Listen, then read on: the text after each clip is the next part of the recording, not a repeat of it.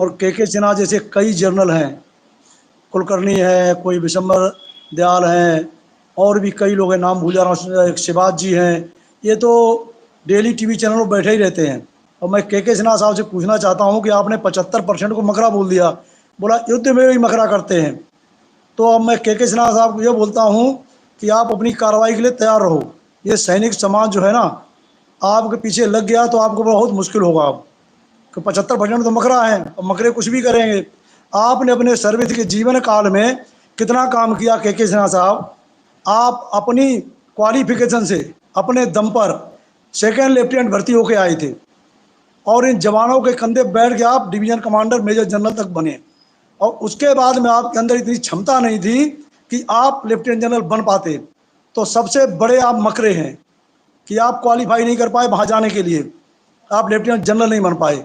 और आप ये बताएं, सर्विस काल में डिवीजन कमांडर रहते हुए आपने जवानों के लिए कितना अच्छा काम किया है। आज तक किसी चैनल पे आपने जवानों की ओआरओपी, जवानों का वेतन, जवानों को डिसेबिलिटी पेंशन, विधवा पेंशन, रिजर्विस्ट के लिए आपने एक शब्द बोला हो, और आप जैसे जितने आते हैं बैठते हैं टीवी पे, अगर एक ने भी कोई बोला हो एक शब्द तो बताएं। अभी मैं देख रहा जिस जगह आपने बोला ना, हमारे जीडी बख्शी साहब भी बैठे हुए थे।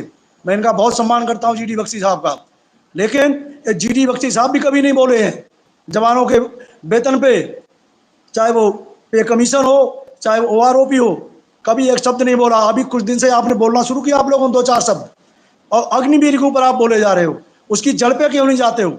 आपके जैसे कमांडर आज भी बैठे हुए मेजर जनरल डीजीआर में, जो टोटली फेल है। जवानों के लिए क्या किया आपने।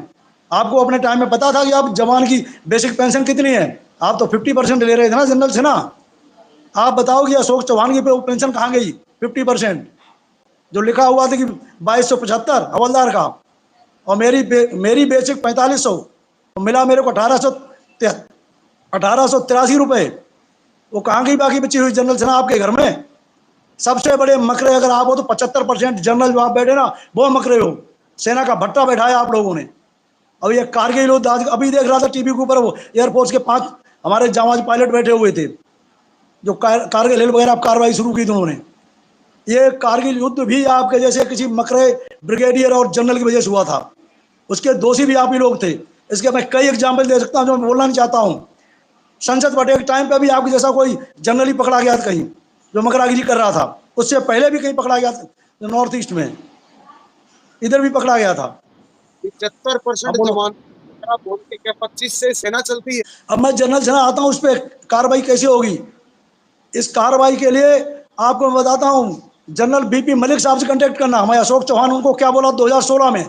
उसके बाद जनरल मलिक साहब टीवी पे नहीं दिखे थे। मैं हर एक अधिकारी को सम्मान करता हूँ, लेकिन अगर आप सम्मान गिराओगे ना तो आपके सम्मान को बिल्कुल हम खत्म कर देंगे। ये समाज जहां हम आपको बोलते हैं ना जनरल और कर्नल, ये नहीं जानता आप कौन है। ये समाज ये जानता है कि मेजर छोटा है या हवलदार मेजर छोटा है, कर्नल बड़ा है या हवलदार मेजर बड़ा है। उनकी नज़र में हवलदार मेजर बड़ा है, मेजर बहुत छोटा है, और कर्नल बहुत छोटा शब्द है तो मतलब वो भी छोटा है। ये हम सिविल बताते हैं कि हमारा कौन साहब है, कौन किस जगह पे है। ये हमारी वजह से सम्मान मिलता है आपको, कोई सम्मान नहीं देगा आपको। और ये सैनिक समाज अगर उतर गया ना उस पर, और मैं पूरे सैनिक समाज से अनुरोध करता हूँ, ऐसे जो नालायक अधिकारी हैं जो ऐसा बोलते हैं, इनके पीछे लगो उस जगह पे। इनको समाज में रहना ऐसा दुश्वार कर दो कि अपने घर से बाहर ना निकल पाए मुंह दिखाने के लिए। और जनरल सेना टीवी मत आना दोबारा। नहीं, मैंने जो बेद पर आज मलिक साहब को बोला था, आज बोलता हूँ आपको कि वो कार्रवाई के लिए मजबूर मत करना आप, कि मैं वो कार्रवाई उनको बोला करें। लेकिन मैं सम्मान करता हूँ मलिक साहब को, उन्होंने वादा किया था कि चौहान में टीवी पर नहीं आऊँगा दोबारा। ओआरओपी खिलाफ या जो आंदोलन चल रहा है इसके खिलाफ एक शब्द नहीं बोलूँगा। गलती हुई कि जो मैंने उस समय बोला था कि हमने चिट्ठी लिखी है पीएमओ को 10 जनरल ने, तो जनरल सेना वही कार्रवाई होगी। और मैं एक चेतावनी देता हूँ यूपी के पूरे जो अधिकारी हैं, इस तरह के स्टेटमेंट मत देना। मैं यूपी का रहने वाला हूँ, नहीं 7 दिन के अंदर यूपी छोड़ने मजबूर करूंगा, चाहे मुझे अपने पूरा परिवार छोड़ना पड़े, लेकिन मैं यूपी में रहने नहीं दूंगा आप लोगों को। अगर किसी ने ऐसा स्टेटमेंट दे दिया, और मैं सारे जवानों से बोलूंगा ऐसी कार्रवाई करो, शांतिपूर्ण तरीके से इनके पीछे कार्रवाई करो।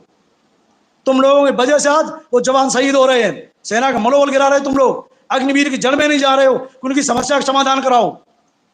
फालतू की बातें करते हो, टीवी पाके नाटक करते हो, बैठते हो।